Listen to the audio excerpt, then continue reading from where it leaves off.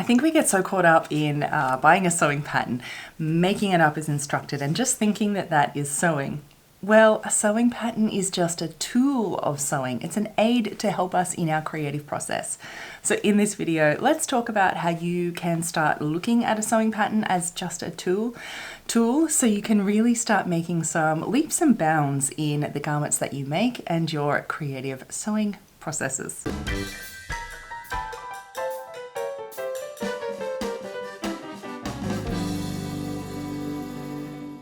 Welcome back, my sewing friends. My name is Evelyn Wood, and if you are just new here, welcome. We here on this channel do everything. Sewing skills to really help your garments that you're making. Garment sewing is what we do. So if there's something you're interested in, do hit the subscribe button down below so that you can be notified of all of the future videos, because your sewing journey is important to me and I want to see you create the clothes that you really dream of. And I mean, today, obviously, as you know, we are talking about sewing patterns. I remember when I first started sewing, and the first time I really started to see that a pattern was just a tool. It wasn't sewing its entirety. I could choose what I wanted to do with it. And we'll, obviously, this whole video is going to talk about the different steps and what I mean by this. But when I started to look at it just a tool and an aid in my sewing process, that I could choose different techniques and choose different size and fit and all these different things, that's when I really saw great progress and the results that I was really after, and it actually helped me really enjoy the process so much more of sewing as well. And I know that you're after that same thing too, and I think we are so conditioned these days to thinking that a sewing pattern is how we can learn to sew, and that is sewing in its entirety. You buy a pattern and you make it up and that's it.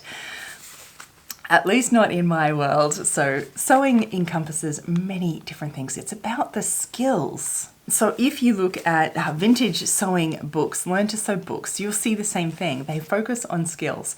Let's go back to when, say, sewing patterns, even before this one, first originated, because the sewing patterns themselves haven't changed. It's just the way that we try and use them has changed a little bit. So home sewing patterns were designed for home dressmakers, home sewers, to make the latest and greatest fashions at home. They already knew how to sew, they knew how to make pattern adjustments, and so you would literally get just pieces of paper that weren't even printed. They have no markings on the pattern pieces. The instructions are maybe a paragraph of text, and that was what you got in the mail to create your garment with. But that's because the common knowledge, the level of common knowledge in sewing was quite high compared to what it is today. And so you could pick up that and just do your thing with it, so to say. And as the sewing skill level that we have at home has sort of decreased slowly over time in the last 100 years, the patterns that we get at home haven't really changed. It is a pattern that we get at home, but it comes with much more advanced instructions these days, step by step, to help us piece it together as if we were a beginner. It is literally step by step instructions. They're marked, there's nesting of sizes. We have patterns with multiple styles in the same envelope even. Some things make things more confusing, other things are great. But the pattern itself really hasn't changed, but our general skill level has. And so sewing patterns were always only designed to be a tool, an aid to help us in our sewing projects. And so how do you look at a sewing pattern and see that it's a tool? How can we start using it like this? Okay, of course, when you first start learning, you need to copy, because we're learning, that's how you start to learn, is by copying what it tells you to do in the instructions. But it doesn't really take you long before you realize that you're being told to do the same thing in different ways on different sewing patterns. And then you start thinking, this is really confusing. There's more than one way to do everything. And then that's the good thing about sewing. Something I love is that there is no one way to do anything in sewing. You can choose the way that you want to do it. So you can decide what you want to do in your creation. You are the master of your creation, or maybe at least a master in the making of your creation. And so start to look at sewing in sets of skills. So think seam finishes, seaming itself, hemming, facings, button extensions, button closures, plackets. All of these zips are different sets of sewing skills that we need to do to make up a garment. And you'll see that the same thing, a zip, could be described to be sewn many different ways, and you can choose the way that you like best. It doesn't take you long to realize this when you're sewing up patterns.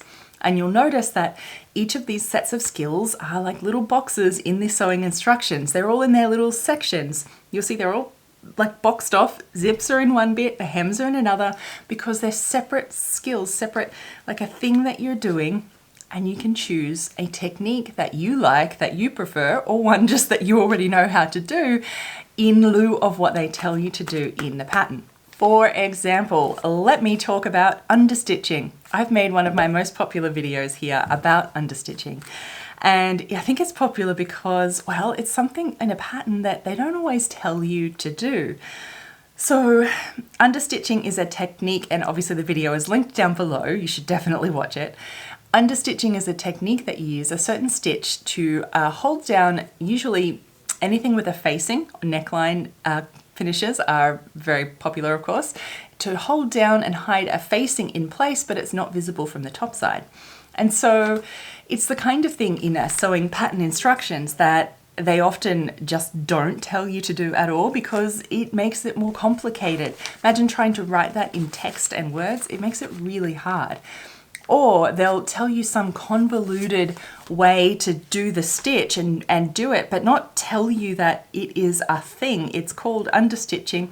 This is why you do it. This is how you do it, so that you know it's a thing, and then you can apply that thing to any other garment that you make, that you see where it's needed.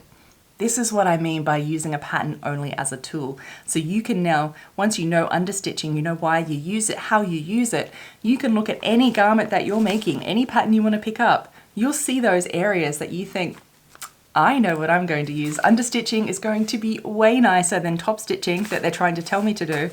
I'm going to use understitching because I am the master of my own creation here, right? So I think you're starting to get what I mean. And the same thing applies with adding a zip, how you apply and install a zip, maybe how you finish a waistband, how you stitch on and finish a waistband.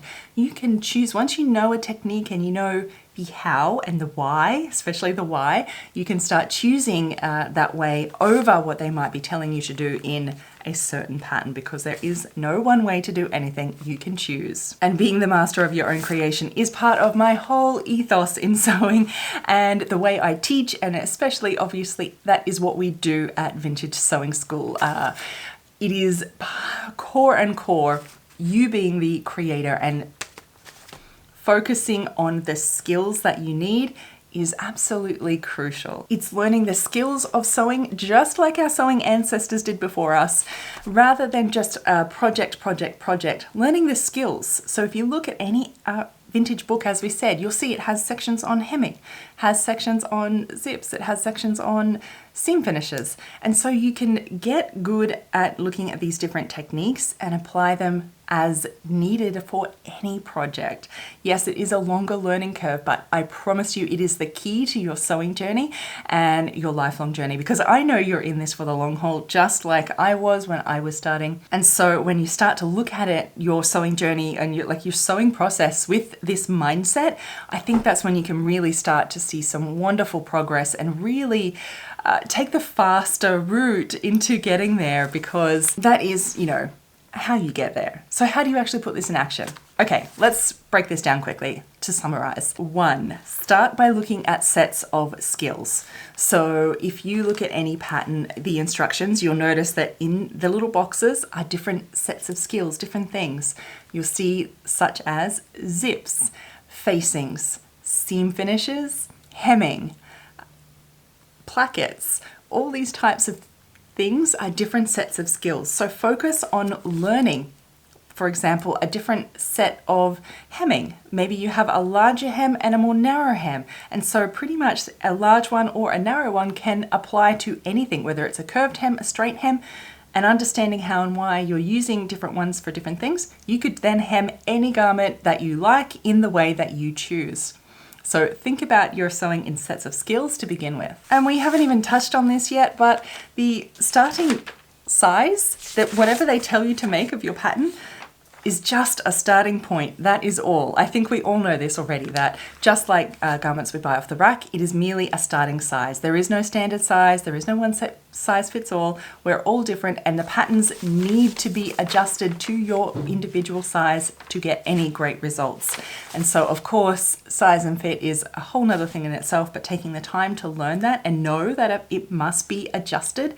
It's not meant to be just sewn out of the packet. You'll get some really great results and start seeing more garments that you really feel comfortable and beautiful wearing. And then you can actually start learning to apply these different sets of skills to any pattern that you have. You can apply the different sewing skills, you can apply the different pattern adjustments for your particular body, and I've made many different videos on sizing and fitting. I'm going to link them down below for you as well so that you can go look at them. But when you start to look at these and apply them to all your different sewing projects that you have, all of your different patterns, that's when you really start opening up your sewing world, so to say, and you start using a pattern as just a tool. It is only an aid in your creative sewing process. This is what I call sewing off pattern, so to say. If this kind of really resonates with you, this style, this ethos of sewing, I invite you to come join me at Vintage Sewing School, because that is where I have all of the really good stuff. That is what I do there. And I would love to hear from you below in the comments. Have you already been using a sewing pattern as a tool, or are you just kind of realizing that this is how you want to move forward with your sewing? Do let us know down below. Maybe what was the first thing you started doing to really help all of those just starting in their sewing journey. Remember, read those comments, because there is absolute gem of information down there. So until next time, my sewing friends, happy sewing. Bye.